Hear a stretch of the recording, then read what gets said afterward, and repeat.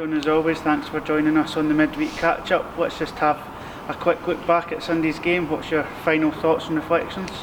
I felt our shape, our organisation was very, very good. It's a system that we never usually play, but we felt we had to. And throughout the course of the game, I felt we had the better chances. So a little bit disappointed we never won the match.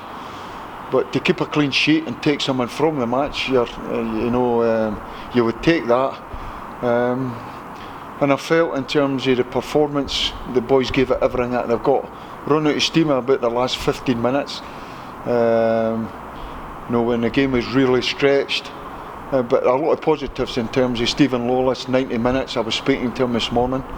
He's still fatigued, and he was telling me that's the first game he's played since August. So there's bits and pieces like that, one or two players coming in there and getting game time. Dan Pipus coming in there, doing very well. So there's positives, and we can build on it and keep moving forward. Been a lot of comings and goings this week. Right, Lewis is the first one. When I first come in 6 weeks ago, he was away in the distance doing all his fitness work, running. Every time I went on the training pitch, I just seen this guy doing all his own work. Eventually he joined in the group about a month ago. You could see how talented a footballer he was. Still a little bit off it in terms of strength and fitness work. Then you start asking the questions. He's been at Dunfermline since he was a kid. Love all that. And then you're seeing he's getting fitter, stronger. He played a couple of friendly matches, acquitted himself very, very well. Covers a number of positions. Still got a little bit to go in terms of game time. But I wouldn't be surprised with the way he's went about his business. Touch wood, he can stay injury free because he's had a horrendous time with injuries. Stay injury free, and I wouldn't be surprised if at no time at all he's got to sell in his first team. That's the challenge that we've given him.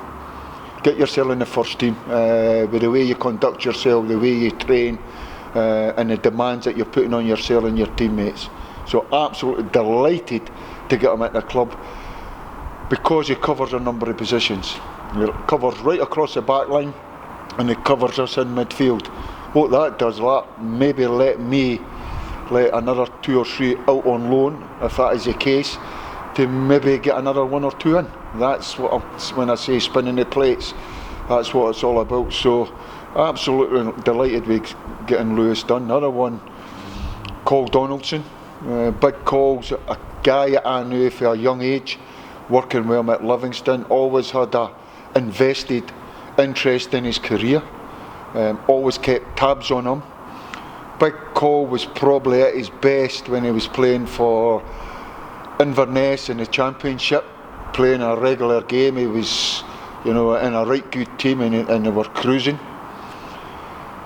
As a young boy, he had a big future in front of him, and he's probably just, injuries and bits and pieces that's went on his career. The next time we and him come together was up at Ross County. Because there's no favouritism, I'll show you, he wasn't even in the team. At times he wasn't even in my squad, but I knew there was a player there, and it was a case of pressing his buttons. And that's what Cole Donaldson needs. He needs a manager that's going to be on to him every minute, every day. The minute he walks on that training pitch, shouting and bawling at him, no shouting, but getting into him, telling him it's you I'm watching, and turning him into a man and the player that I believe he can be. He's 26, he's still got the best years in front of him, and I just got a real sneaky feeling that Cole Donaldson's found his natural home. I think him and Dunfermline are really going to suit each other. So he's like anybody else. He'll make a mistake and things like that, but he keeps coming back for more. In terms of a footballer, he's a fantastic footballer. He's a good organiser, and his passing range is absolutely fantastic. Now, the reason we could get Cole Donaldson in is because Vitas has left. Vitas was not one that we wanted to do. We were delighted with him, fantastic attitude, never let us down. Always trained away. You could see him starting to affect him a little bit when he wasn't in the team. I had words with him, and it wasn't too fair. But like anything in this window, we have to be creative.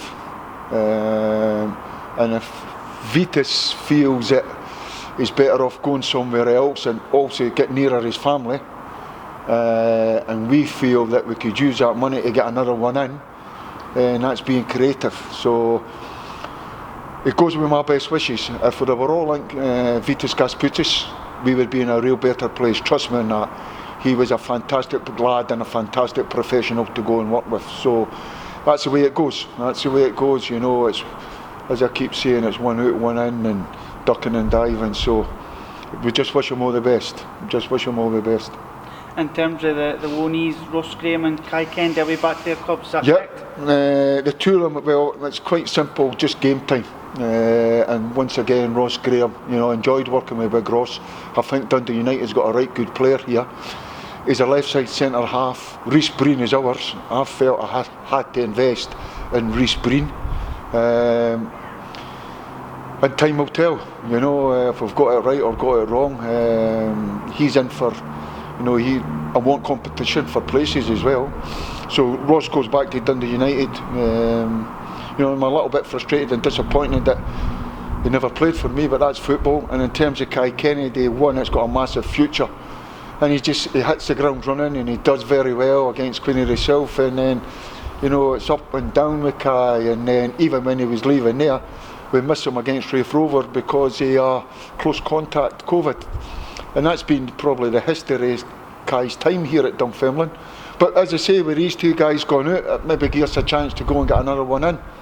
And I just feel that right at this moment we need to just keep working away. I still feel we're maybe one or two short just to help the guys out, you know, and build up that stronger squad. Maybe another one or two with a bit of experience just to help us through. Doesn't guarantee you've got to win football matches, and if we can get a player here, albeit to the end of the season, to help us, you know, get up that league.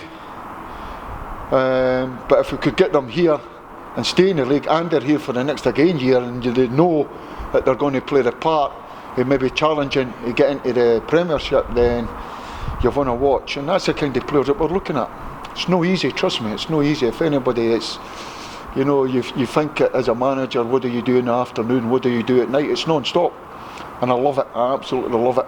Ducking and diving, using all your contacts, what's going about, what's coming in. But I'll say this, it's a real difficult window. A real difficult window. But we'll keep trying to bring a qualitative player that I feel will enhance the team. Keep bringing a player that I feel if we bring here can go right into the starting 11.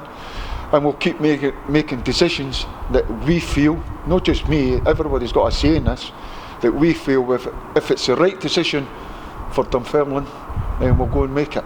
And we'll keep doing that until the window closes. I keep saying, if you've got an opportunity to bring in players to enhance your team, you don't get many chances. You only get a couple of windows this year. Go and dive in and get it done and be in the forefront of it and try to get things, make things happen. And that's what we're doing. In the meantime, we keep our focus. Focus is firmly on the game on Morton. We're preparing the game right now. The training tomorrow will be all designed on Morton game. And bring it on. You know, you need to embrace the challenge. We know where we are. We know the importance of the game. Bring it on. If you're scared of it, don't put the strip on. If you're up for it and that trepidation and that pressure, you're using that as your fuel, then get the strip on there and get out there and show us what you've got. And to be fair, if they've done what they did the other night there in terms of spirit and hard work, then we'll be okay. You spoke about Rhys Breen being a project that you want to try and develop. I suppose Lewis McCann comes into that as well with his new deal. Yeah, Lewis McCann, and we're absolutely delighted to get Lewis. I don't know if he's, you know, doing him a bit of due diligence and history on him. He's played in a number of positions, but everybody's looking for that 6'2", 6'3" centre forward, and if he can learn the position, you know, and adapt, and we can coach him into that position, then I think he's got a big future. So delighted to get him tied up, absolutely delighted. And you know, the other ones are not doing too bad either in terms of Toddy and Paul Allen, and don't forget Miller Fenton. Miller Fenton's got a massive future at Dunfermline. You know, the boys are telling me just a bit of banter, and the fans in there, and they used to be over, and he was the one on the drum, banging the drum. I love a bit of that. So Muller Fenton, and he looks you in the eye when you're talking to him. Muller Fenton, and I keep saying to him, don't pigeonhole yourself into one position, left back. You know, play left centre half, left back, left wing. So he's on his training pitch, training with the first team, and he's getting better every day, as they all are. You know, and long may that continue. And just finally, in terms of team news, any players back or missing for this weekend? Right, okay, right. I'm just trying to think where we are. In terms of Shug, Shug's still a wee bit away from it. We're hoping that we can get him back on the training pitch at the end of this week and get him moving along. No knocks for the weekend. Graham Dorrans will be back with us tomorrow, which is good news. And you never know, fingers crossed, we might be a new player here Saturday. And watch his space. And a big game on Saturday, of course, against Morton, the two sides at the bottom of the division. You'll be looking to pick up the 3 points and give yourself a gap. Yeah, I'm very optimistic for the. Obviously, there's a bit of frustration, and I have to control my emotions. But I'm optimistic because in this league, what I've seen is on any given day, anyone's capable of beating each other now. I think Raith Rovers will be there or thereabouts coming the end of the season, and that's us, you know, fighting for our lives down the bottom half of the table when we're more a match for them. So, you know, we need to be at it on Saturday. We owe it to each other. We owe it to the supporters. We owe it to the club. We know the importance of the game. We need to be at it and let Morton know they've been in the game. And if we are, and we implement what we're trying to do, and we put the work effort that we had on Sunday, and the shape of the team was good and hard to break down, I'm quite sure we've got goals enough. And if we do that on Morton on Saturday, then the 3 points will be coming back here to Dunfermline.